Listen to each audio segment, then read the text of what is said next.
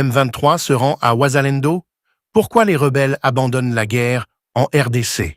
Nous sommes au centre de Kabamba où les forces Wazalendo sont venues désarmer un groupe terroriste qui se sont rejoints au M23 et qui a décidé de déposer les armes dans la paix sans remords, sans créditer des balles.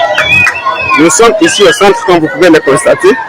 Les forces se dirigent à Kacheke, dans la localité de Kacheke, où se situe leur position initiale. Je suis avec eux ici, comme vous pouvez le constater. Moi qui fais ce live sur Oasis Congo Atlantique.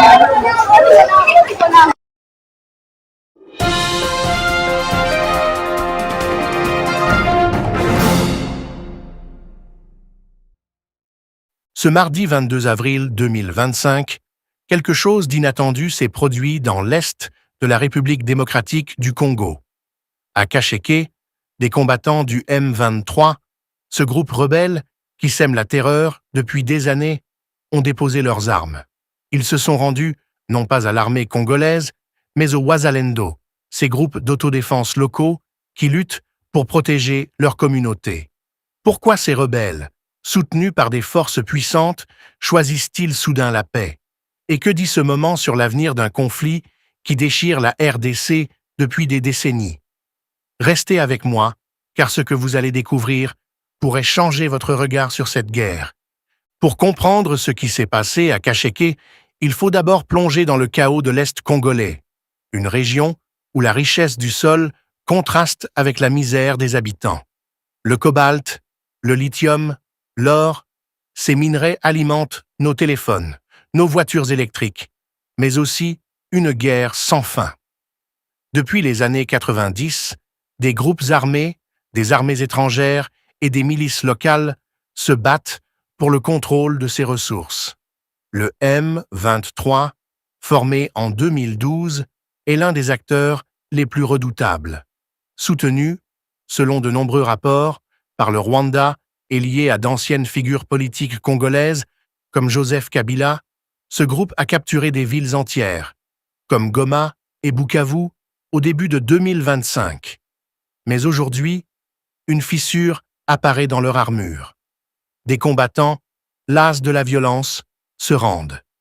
À Kacheke, les Wazalendo affirment que 80 rebelles ont capitulé. Des témoins, eux, parlent de 23. Quel que soit le nombre exact, une question brûle. Pourquoi maintenant? Ce conflit n'est pas seulement une histoire de combat, c'est une tragédie humaine. Imaginez un instant, des villages incendiés, des familles déchirées, des enfants enrôlés de force dans des groupes armés. Depuis janvier 2025, l'avancée fulgurante du M23 a forcé des centaines de milliers de personnes à fuir. Goma, une ville de plus de 2 millions d'habitants, est devenue un champ de bataille. Bukavu, un carrefour économique, a suivi.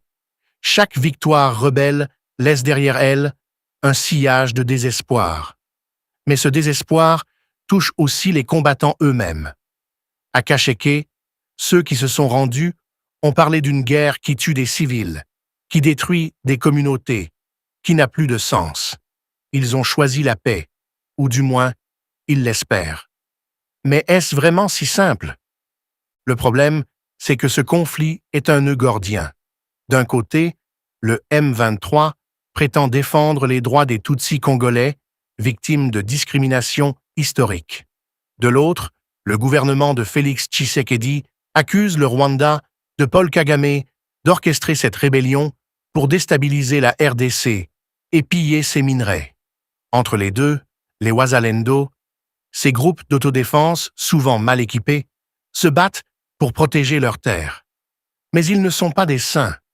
Certains les accusent d'exaction, de racket, de profiter du chaos. Alors, quand des rebelles du M23 se rendent à eux, est-ce un pas vers la paix ou une nouvelle pièce dans un puzzle déjà incompréhensible? Explorons les différentes facettes de cet événement. D'abord, regardons du côté des rebelles. Le M23 n'est pas un monolithe. Beaucoup de ses combattants sont jeunes, parfois enrôlés de force, parfois attirés par la promesse d'un salaire ou d'un statut. Mais la réalité du terrain est brutale. Les combats contre l'armée congolaise, les FARDC et les Wazalendo sont meurtriers. Les sanctions européennes contre les leaders du M23, imposées en mars 2025, ont peut-être aussi semé le doute. Ces sanctions, qui visent des figures comme Bertrand Bisimwa, coupent les fonds et limitent les mouvements. Pour un combattant de base, voir ses chefs sous pression peut briser le moral. Et puis, il y a la fatigue. Après des mois de guerre intense, certains se demandent « Pourquoi se bat-on vraiment ?» Quand ils disent « préférer la paix », ce n'est pas juste une phrase, c'est un cri de lassitude. Mais il y a un autre angle à considérer, celui des Wazalendo. Ces groupes, souvent composés de civils armés, sont à la fois héros et anti-héros. Pour beaucoup de Congolais, ils sont un rempart contre l'avancée du M23. Sans eux, des villes entières seraient tombées plus vite. Pourtant, leur organisation est chaotique. Il manque d'entraînement, d'armes modernes et parfois de discipline. Quand ils annoncent que 80 rebelles se sont rendus, mais que des témoins n'en comptent que 23, cela soulève des questions. Exagèrent-ils pour galvaniser leurs supporters? Ou y a-t-il eu des erreurs dans le chaos du moment? Quoi qu'il en soit, accueillir des combattants ennemis est un défi. Que faire d'eux? Les intégrer? Les juger? Les renvoyer chez eux? Chaque choix est un pari risqué. Passons maintenant au contexte géopolitique, car cette guerre dépasse les frontières congolaises. Le Rwanda, accusé de soutenir le M23, est au centre des tensions. Paul Kagame, président autoritaire et stratège redoutable, nie toute implication, mais les rapports de l'ONU et les témoignages locaux disent le contraire. En mars 2025, une résolution du Conseil de sécurité, soutenue par la Chine, a exigé le retrait des forces rwandaises du territoire congolais, sans effet concret. De son côté, Félix Tshisekedi tente de mobiliser une coalition régionale, avec des troupes du Burundi, d'Afrique du Sud et de Tanzanie. Mais ces forces, mal coordonnées, peinent à stopper l'avancée rebelle. Et puis, il y a Joseph Kabila, l'ancien président congolais.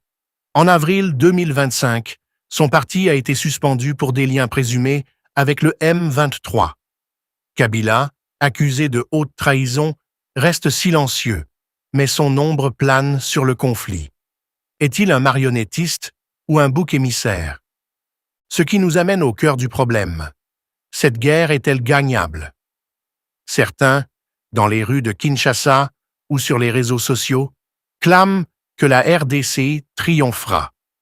Ils pointent du doigt Kagame, son armée, et Kabila, jurant qu'ils échoueront. Mais la réalité est plus sombre. Avec 130 000 soldats, les FARDC sont nombreuses, mais mal équipées et souvent démoralisées. Les Wazalendo, courageux mais désorganisés, ne peuvent pas rivaliser avec la discipline du M23, qui bénulerait du soutien logistique rwandais. Et pourtant, l'espoir persiste. Beaucoup souhaitent que Tshisekedi renforce l'armée, investisse dans des drones, des chars, des unités d'élite. Ils veulent des frappes précises, non pas pour glorifier la violence, mais pour protéger les civils et repousser l'ennemi. Parce que, soyons clairs, chaque jour de guerre est un jour de trop pour les millions de déplacés, pour les enfants qui ne vont plus à l'école, pour les familles qui dorment sous des tentes en plastique. Mais revenons à Kasheke, car c'est là que l'histoire prend un tournant. Ce moment où des rebelles, armes à la main, choisissent de s'arrêter est un éclair dans la tempête. Ce n'est pas juste une reddition. C'est un signe que même dans les rangs du M23, la foi en cette guerre s'effrite. Ces hommes, qu'ils soient au 23 ou 80, ont regardé autour d'eux, les villages détruits, les regards terrifiés des civils, et ils ont dit « Assez ». Ils ont vu que cette guerre, qu'on leur a vendue comme une lutte pour la justice, tue ceux qu'ils prétendent protéger. Et dans cet instant, ils ont fait un choix humain, un choix qui transcende les ordres, les idéologies, les frontières. C'est le climax de notre histoire, pas parce qu'il résout tout, mais parce qu'il nous rappelle une vérité simple. Même au cœur du chaos, l'humanité peut surgir. Alors, que retenir de tout cela? Cette reddition à Kasheke n'est pas la fin de la guerre. Le M23 contrôle encore des villes clés. Le Rwanda nie toujours son rôle. Tshisekedi fait face à une pression immense, à la fois de son peuple et de la communauté internationale. Et les Wazalendo, malgré leur bravoure, ne sont pas une solution durable. Mais ce moment est un rappel que la paix, même fragile, est possible. Pas par des victoires militaires écrasantes, mais par des gestes comme celui-ci, des hommes qui posent leurs fusils, qui choisissent la vie plutôt que la mort. La route sera longue, elle sera coûteuse, en argent, en effort, en vie. Mais si des combattants du M23 peuvent changer de camp, peut-être que d'autres suivront. Peut-être que la RDC, malgré ses blessures, trouvera un chemin vers la stabilité. Pourtant, il ne faut pas être naïf. La guerre profite à trop de monde, des multinationales qui extraitent les minerais, des politiciens qui détournent les fonds, des voisins qui convoitent les richesses congolaises. Chaque pas vers la paix sera combattu par ceux qui prospèrent dans le chaos. Et c'est pourquoi des voix s'élèvent, demandant à Tshisekedi de ne pas fléchir. Renforcer l'armée, oui, mais aussi investir dans les écoles, les hôpitaux, les routes. Car une nation forte n'est pas seulement celle qui gagne des batailles, mais celle qui donne à ses citoyens une raison de croire en l'avenir. En conclusion, ce qui s'est passé à Kasheke n'est pas un simple fait divers. C'est un miroir tendu à la RDC, au Rwanda, au monde entier. Il nous force à nous demander combien de temps encore accepterons-nous que des guerres comme celle-ci détruisent des vies pour des minerais?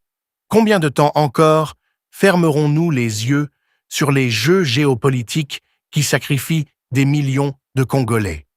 Ce n'est pas une question de gauche ou de droite, de Tutsi ou de Hutu, de Kinshasa ou de Kigali. C'est une question d'humanité. Et la réponse commence par des moments comme celui de Kasheke, où des hommes, épuisés par la haine, choisissent de dire non. Si cette histoire vous a touché, si elle vous a fait réfléchir, alors ne vous arrêtez pas là.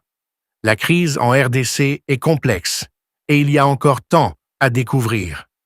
Regardez notre prochaine vidéo pour plonger plus loin dans les coulisses de ce conflit.